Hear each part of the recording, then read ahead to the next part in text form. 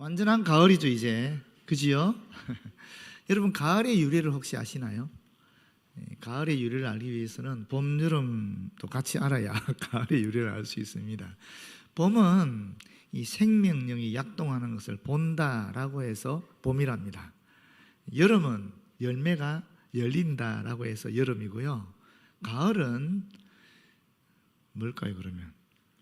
가을은 같다, 시옷 받침에 같다 하는 말에서 나온 말인데, 이 같다 하는 말이 뭐냐면 끊는다라는 뜻이랍니다.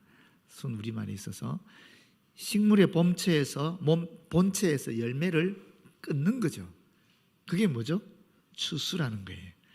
그래서 이 가을은 추수하다라는 말에서 나왔다라고 보면 되겠습니다. 그럼 겨울은 뭘까요, 여러분? 겨울은 겨라는 말에서 나왔다는데요. 겨가 뭐죠? 껍질이잖아요. 껍질. 그래서 이게 열매의 껍질을 의미하는 것이 겨울이랍니다. 그런 데서 유래가 되었대요. 우리가 농업사회에 살다 보니까 그런 말에서 유래가 되어서 봄, 여름, 가을, 겨울이 만들어졌다라고 합니다. 다시 말하면 가을이라는 것은 사실은 열매를 맺는 계절이죠. 신앙적으로 얘기하면은 신앙이 열매를 맺는 것이고 신앙이 추수를 하는 것입니다. 더 쉽게 말하면 신앙적으로 성숙하게 되는 그런 계절이 이 가을이라고 보면 되겠습니다. 그런데 오늘 예수께서 이 제자들이 누가 더 크냐 하는 이런 논쟁을 한 다음에 이와 같은 이야기를 하고 있습니다. 오늘 이 말씀을 통해서, 이 본문의 말씀을 통해서 그리스도에게 속한 자가 진짜 누구인가, 어떤 일을 하는 자들인가 하는 것을 함께 살펴보도록 하겠습니다. 먼저 첫 번째, 그리스도에게 속한 자는 주의 이름을 의지하는 자이다 하고 말씀하고 있습니다. 38절이죠. 요한이 예수께 여짜오되 선생님, 우리를 따르지 않는 어떤 자가 주의 이름으로 귀신을 내쫓는 것을 우리가 보고 우리를 따르지 아니함으로 금하였나이다. 이렇게 이야기하고 있습니다. 여기서 우리를 따르지 않는 어떤 자가 누구냐면 예수님의 12 제자 무리에 속해져 있지 않았다라는 것입니다. 그런데 이 사람이 어떻게 했다라는 거예요? 예수의 이름으로 귀신을 쫓아냈다, 권능을 행했다라는 거예요. 여기서 예수의 이름으로 할 때 이름으로 하는 말은 예수님의 이름을 수단으로 해서 하는 뜻입니다. 도구로 해서 그런 뜻입니다. 그런데 예수께서는 제자들이 이 사람을 금한 것이 그들의 독선인 것을 지적하시면서 금하지 말라라고 단호하게 명령하시는데 39절이죠. 예수께서 이르시되 금하지 말라. 왜냐하면 두 가지 이유가 있습니다. 왜냐하면 내 이름을 의탁하여, 내 이름을 의지해서, 내 이름을 근거로 해서 능한 일을 행하고 즉시로 나를 비방하는 자가 없기 때문이다. 왜냐하면 우리를 반대하지 않는 자는, 우리를 대항하고 적대하지 않는 자는 우리를 위하는 자이기 때문에 그렇다라고 지금 말씀하고 있는 것입니다. 여기에서 반대하지 않는다 하는 말과 또 따르지 않는다 하는 말은 조금 차이가 있습니다. 예수님은 지금 우리를 반대하지 않는 자라고 이 어떤 사람을 이야기하고 있고, 제자들은 우리를 따르지 않는 자다라고 얘기하고 있는 것이거든요. 따르지 않는다라는 것은 뭡니까? 눈에 보이는 행위를 얘기하는 거잖아요. 그지요? 반면에 반대하지 않는 자라는 것은 행위 이면에 있는 마음을 보시는 거예요. 예수님은 지금 예수님의 이름으로 권능을 행한 그 사람의 마음을 보시고 이야기하는 것이고, 예수님의 제자들은 이 예수님의 권능을 행한 사람들이 자기 무리에 있지 않기 때문에, 자신들을 따르지 않기 때문에 그 행위를 보고 이야기하고 있다라는 것입니다. 그런데 여러분, 여기에서 정말 중요한 얘기는 뭐냐면 제자들이 자기들은 모르게 은연중에 습관적으로 예수님을 도구로 사용하고 있다라는 것을 우리는 여기서 알게 됩니다.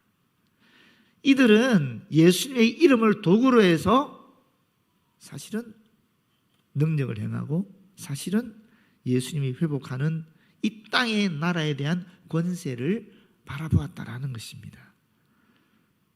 그런데 예수께서 그 어떤 자에 대해서 이야기한 것은 뭐냐면 내 이름을 의탁하여 라고 이야기하고 있습니다. 내 이름을 의탁하여. 이 말은 무슨 말이겠어요? 예수님을 믿음으로, 예수님의 말씀을 근거로 해서 그런 뜻입니다. 여러분, 우리가 이 예루살렘 공의회의 결정을 알고 있지요. 예루살렘 공의회가 이 기독교 세계에서 처음 모였던 교회 회의였잖아요. 그 내용은 뭐냐면 우리가 어떤 사람을 우리 교회 공동체로 받아들이겠는가 하는 결정을 한 거예요. 어떤 사람을 교회 공동체로 받아들이기로 결정했습니까? 예수를 그리스도로 믿는 자들입니다. 그 외에는 사소한 규정들이에요. 그거는 이 유대 그리스도인들이 볼 때에 자기들이 이것은 좀 안 해줬으면 좋겠다 하고 요청하는 것들이거든요. 그게 우상의 제물을 먹는 것, 또 몸매어 죽인 것을 먹는 것, 핏째 마시는 것, 음행하는 것, 이런 것들입니다. 비록 다른 삶의 유형 또는 다른 율법관을 가졌지만 그럼에도 불구하고 예수를 그리스도로 믿으면 관대하게 마음을 넓게 가지고 교회 공동체로 같이 받아들이자 하는 것이 바로 교회 첫 회의에서 내린 결론이었습니다.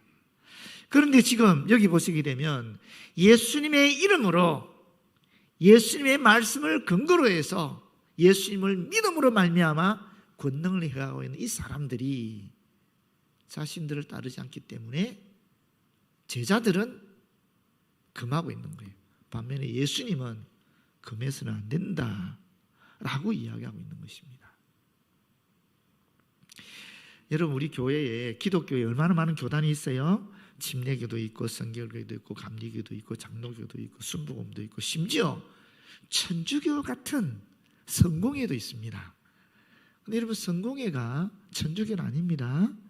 그들이 예배 의식은 천주교식으로 하고 있고 심지어 교육자를 부를 때도 신부님이라 그러거든요.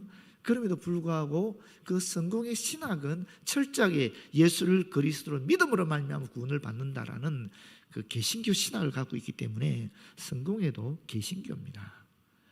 비록 우리와 예배 의식은 조금 다르고 신앙의 색깔이 조금 다르다 할지라도 우리가 예수를 그리스도로 고백하는 한에서는 우리는 같은 교회라는 것입니다. 지금 그 이야기를 하고 있는 것입니다. 두 번째, 그리스도에게 속한 자는 그리스도에게 속한 자에게 냉수 한 그릇을 내미는 자이다 하는 것입니다.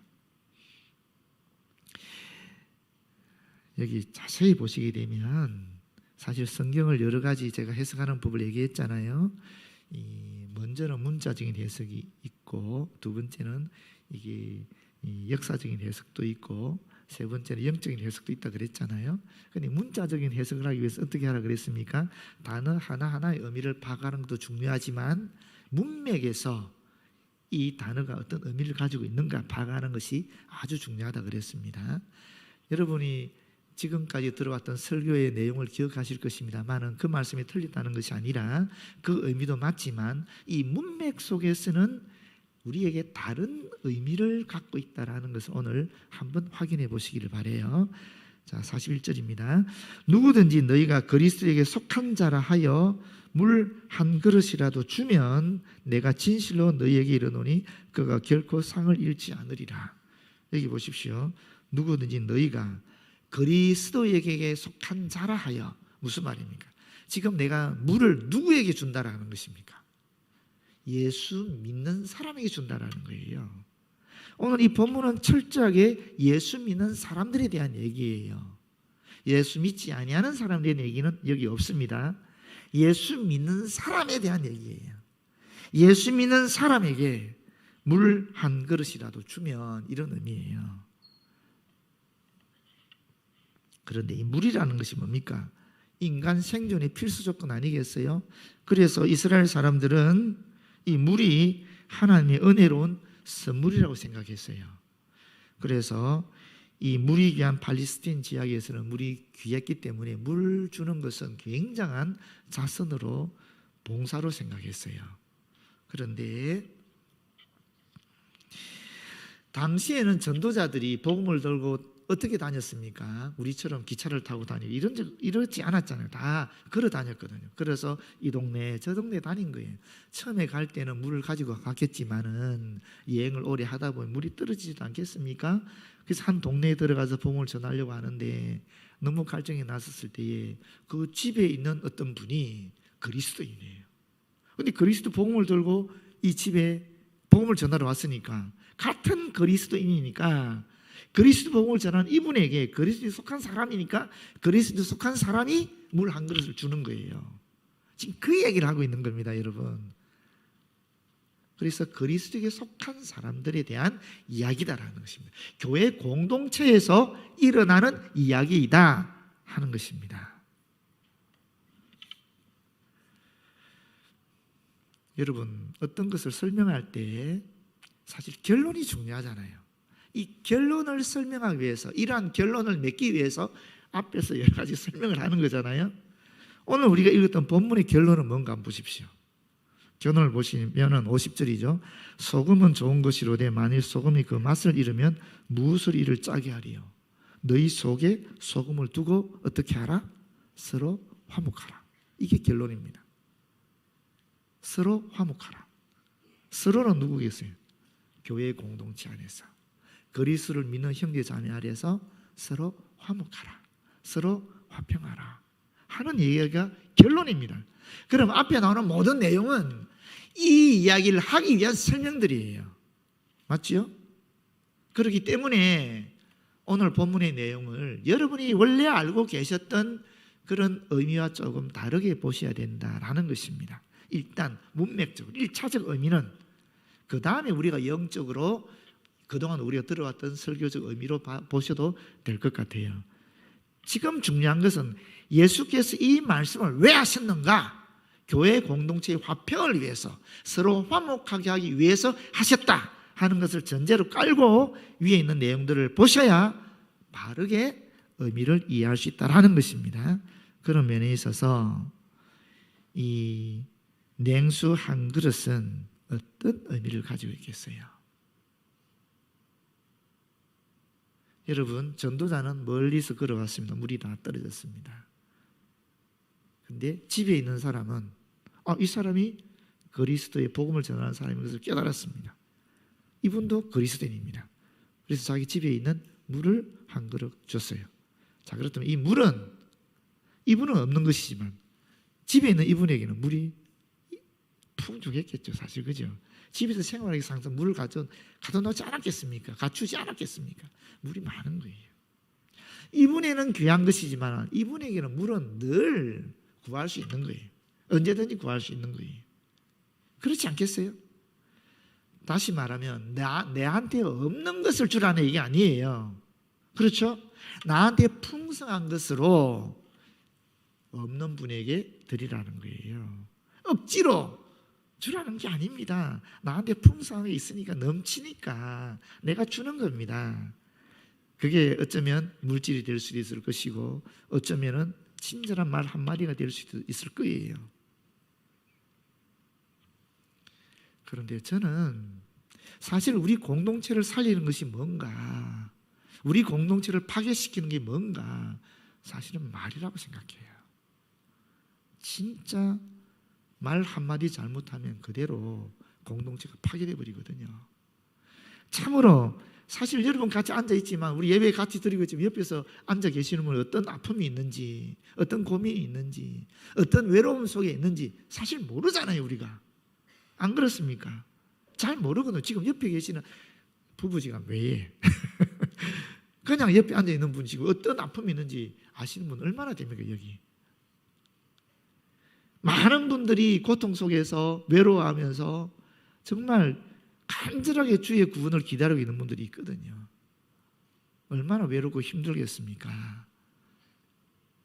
그런 분들의 마음을 위로해주고 그런 분들과 함께 공감하고,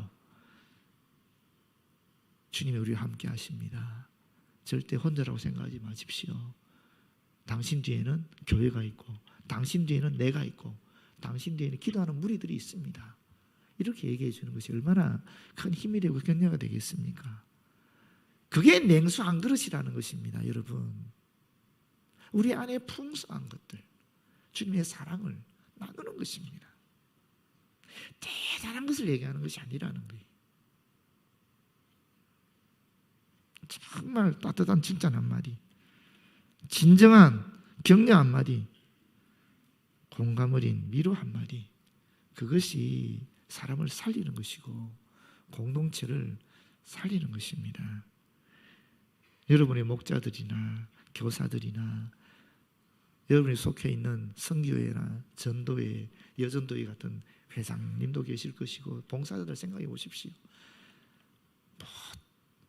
원해서 하는 분들보다는 어쩔 수 없이 주님께서 말씀하시니까 순종하면서 하는 분들이 얼마나 많이 있습니까?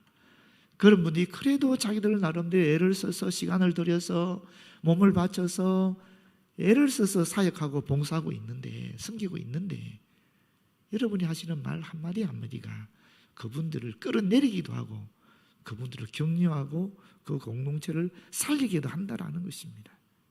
그것이 냉수 한 그릇입니다. 반면에 42절 보십시오.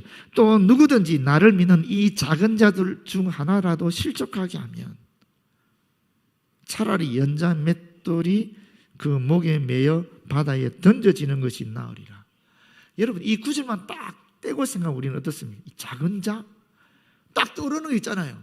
지극히 작은 자 하나에게 한 것이 곧 나에게 한 것이다. 그 말씀이 바로 연상이 되면서 그때부터는 곤란해지는 겁니다. 그렇지만 이 문맥은 정확하게 이 작은 자가 누군지를 이야기하고 있어요. 누굽니까? 예수님을 따르는 무리 속에 속해 있지 않지만 예수님을 믿고 그 말씀에 의지해서 권능을 행한 사람입니다. 그 사람이 바로 이 작은 자예요. 그렇지 않습니까? 그런 사람을 상처 입히고 사역하지 못하도록 막고 격리시키게 되면 이것이 실족하게 하는 거라는 겁니다. 그 사람은 큰 엄중한 심판이 있을 것이다 라고 이야기하는 것입니다. 이 말씀은 문자 그대로 야 내가 정말 그런 일을 했었으면 나 지금 목에 연자 몇 돈 내고 빠져야 되나? 이 자살을 권고하는 말이 아닌 것은 아시죠? 그죠? 이 문자 그대로 또 보시면 안 되잖아요. 이런 말씀은 그 의미를 보셔야 되는 거지. 그렇지 않습니까? 그만큼 심각하다라는 것입니다. 주님의 사역을 하는 사람들, 주의 이름으로 나가는 사람들, 그저 순종하면서 힘든 가운데에서도 섬기려고 애를 쓰는 그 사람들에게 바지를 땡기고 일을 하는데 방해하고 의기소침하게 만들고 하는 것이 이만큼 심각하다라고 말씀하고 있는 것입니다. 여러분, 우리 원시 그리스도교로 한번 생각해 보십시오. 기독교 공동체로 한번 생각해 보십시오. 내분이 엄청나게 일어났습니다. 내부적으로 이방 기독교인들, 유대 기독교인들이 같이 섞여 있었습니다. 지적 수준도 다르고요, 문화적 환경도 다르고요.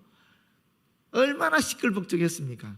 게다가 그리스도에 대한 생각도 달랐어요. 그러니까 막 이단들이 일어나잖아. 여러 종교적 배경 속에 예수 믿는 거 하나 때문에 들어왔으니까 자기가 원래 믿었던 그 가치관 가지고 그 믿음 가지고 주님을 바라보게 되니까 얼마나 많은 문제가 발생했어요.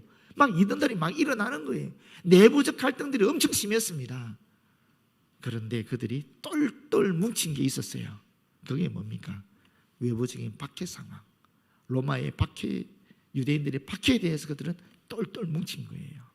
어떻게 뭉쳤습니까? 믿음 하나로 뭉친 거예요. 그리스도에 대한 믿음 하나로 뭉친 거예요. 우리는 형제다. 그리스도 안에서 우리는 자매다. 우리는 한 가족이다. 오늘 찬양대도 한 가족이라고 찬양해서 얼마나 제가 마음에 감동을 받았는지 모릅니다. 우리는 한 가족이라는 거예요. 그래서 똘똘 뭉쳐서 사실은 외부의 위협에 버틴 겁니다. 그렇기 때문에 기독교가 오늘까지 유지가 된 겁니다. 안 그렇습니까, 여러분? 만약에 그들이 외부 위협에 대해서 똘똘 뭉치지 않았다면, 믿음으로 하나 되지 않았다면 기독교 공동체는 그때 끝나버렸을 겁니다. 여러분, 지금도 마찬가지예요. 외부에서 우리를 향한 공격이 얼마나 많습니까? 어제 그 강태구 목사를 만났어요. 가슴 아픈 얘기를 하더라고요. 그전에는 작년에만 해도 이런 얼굴을 잘 모르는 성도들이 와서 예배드리고 떠났대요.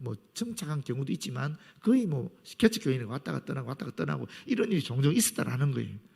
그런데 금년에는 아예 없답니다.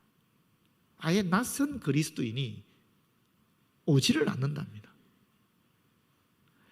온 세상이 교회를 향하여 비판하고 있거든요. 온 세상이 지금 분리되어서, 정치적으로 분리해서 싸우고 있습니다. 그런데 교회 안에도 똑같이 들어와서 정치적인 이념으로, 또 코로나에 대한 책임 문제로 여러 가지 사회적인 비판 그대로 다 들어와서 서로를 공격하고 있으면 어떻게 되겠습니까? 버틸 수 없는 겁니다. 우리 교회 공동체는 버틸 수가 없는 겁니다. 우리는 그리스도를 믿음으로 한 가족 의식을 가져야 초대교회가 버틴 것처럼 우리도 이 공동체를 계속 유지해 나갈 수 있다는 것입니다. 지금 그 이야기를 하고 있는 것입니다. 세 번째는 그리스도에게 속한 자는 영생을 위하여 자신의 것을 아낌없이 희생하는 자이다 하는 이야기를 하고 있습니다. 43절이죠.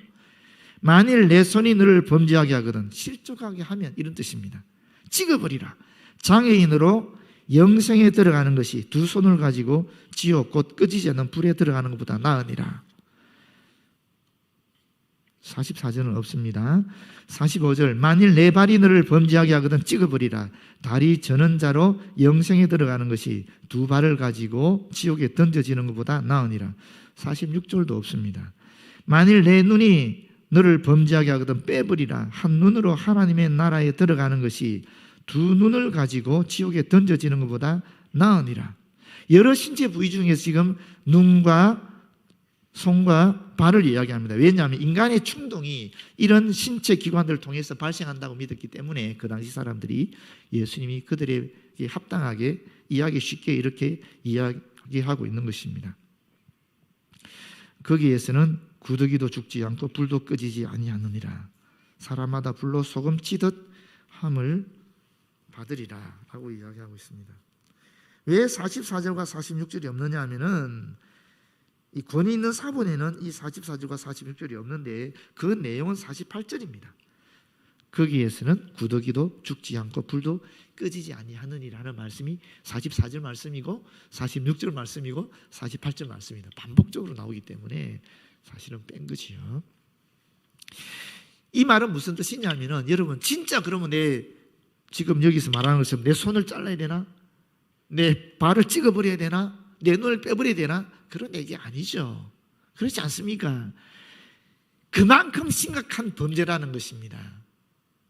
우리 한 가족 공동체 안에 있는 형제와 자매의 마음을 그래도 섬기려고 애쓰고, 그래도 하나 되려고 애쓰고, 그래도 교회 공동을 세우려고 애쓰는 우리 안에 있는 형제 자매들의 마음을 실족하게 만드는 것은 이만큼 심각하다라는 것을 예수께서 우리에게 이야기하고 있는 것입니다. 여러분, 영생이 뭐죠? 영생은 우리가 일반적으로 생각할 때는 하나님의 나라, 영원한 삶, 천국의 삶을 이야기하는 것입니다만은 오늘 이 본문 속에서 1차적 의미는 그거 아닙니다. 무엇이겠습니까? 결론에서 얘기하는 교회의 화평을 얘기하는 것입니다. 교회가 화평하면 천국이죠. 교회라 할지라도 교회가 서로 분쟁을 일으키고 논쟁하고 서로 공격하고 상처를 주고받고 하게 되면 지옥이라는 것입니다. 그 이야기를 하고 있는 거예요. 여러분, 가정도 마찬가지 아닙니까? 한 혈육으로 부모 자녀가 한 가정을 이루고 있지만 거기 한번 사춘기 아이들이 난장을 펴보십시오. 지옥입니다. 지옥.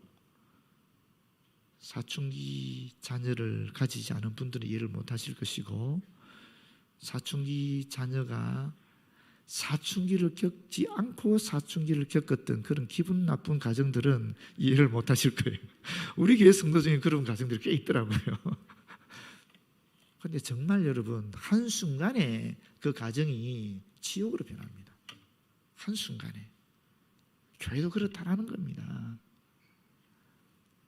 그래서 결론적으로 주님이 뭐라 그럽니까? 소금은 좋은 것이라는 거예요. 이 소금이 뭐겠어요, 여러분? 사실 저와 여러분이 얘기하는 것이지만은 이 본문에서는 약간 다른 의미예요. 너희 속에 소금을 두라 그랬잖아요. 우리 마음에 소금을 간직하라는 소리거든요. 그 소금이 뭐겠어요? 교회 공동체에 있어서 우리가 간직해야 될 소금이 뭐겠습니까? 하나님의 은혜시요. 바로 예수 그리스도를 얘기하는 것입니다. 예수 그리스도의 대속적인 은총, 예수 그리스도가 우리에게 전해준 그 말씀, 그것을 말하는 것입니다. 그 은총이 우리 안에 있으면 우리가 서로 화목할 수 있지만 그 은총이 우리 안에서 사라지게 되면 우리는 화목할 수 없다라는 것입니다.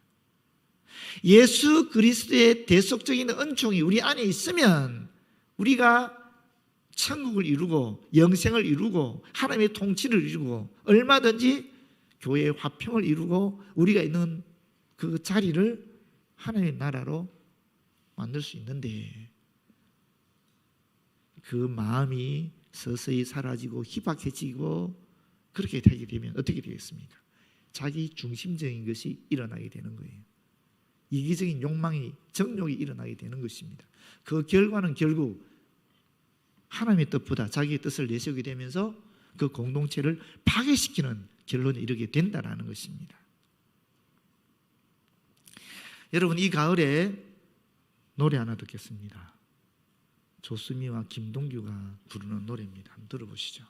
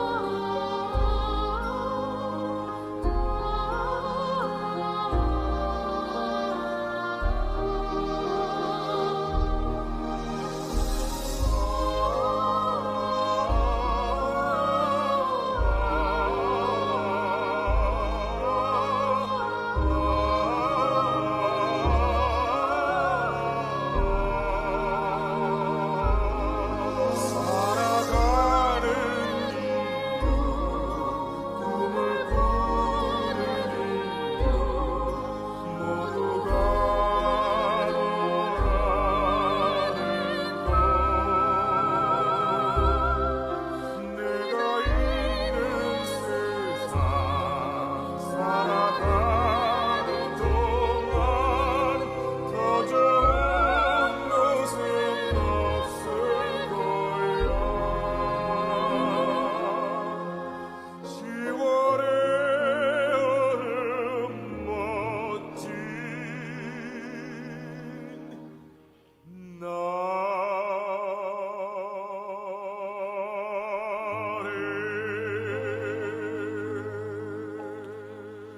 저거는 김동규라는 성악가가 어느 연주곡을 편곡해서 한혜경이라는 분이 작사한 것을 부른 노래입니다. 한혜경이라는 분이 원래 작사가인데 아이를 낳았어요. 10월에, 가을에. 그 아이를 보면서 작사한 것을 이 노래로 부른 거예요. 근데 거기 보면 여러분, 발음 한 점에도 사랑은 가득한 걸. 널 만난 세상, 악이겠죠. 널 만난 세상 더는 소원 없어. 바램은 죄가 되니까. 아기가 존재하는 그 자체가 끝이라는 겁니다. 행복이라는 거죠. 더 이상 바라면 죄가 될 것 같다라는 거예요. 근데 여러분, 우리는 예수 그리스도를 만났잖아요. 예수님이 우리와 함께 하시잖아요. 어쩌면 예수 그리스도로 만족하면 되지, 더 이상 바라는 것은 죄가 아닐까 하는 생각이 들어요. 정말 우리의 마음속에 예수 그리스도가 전부 다 그러면은 무슨 갈등이 있고 무슨 상처가 있고 무슨 비판이 있겠습니까? 그렇지 않습니까? 이 10월의 멋진 날에, 이 가을에 우리가 우리 주 예수 그리스도로 충만하시고 더 이상 예수 그리스도는 바라지 마시고 그것만으로 만족하면서 멋진 가을을 신앙의 성수를 기하는 그런 저와 여러분 되었으면 참 좋겠습니다. 기도하겠습니다. 아버지 감사합니다.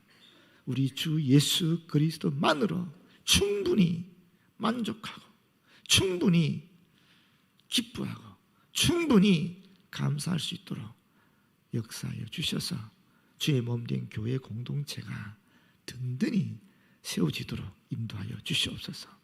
예수님 이름으로 기도드립니다. 아멘.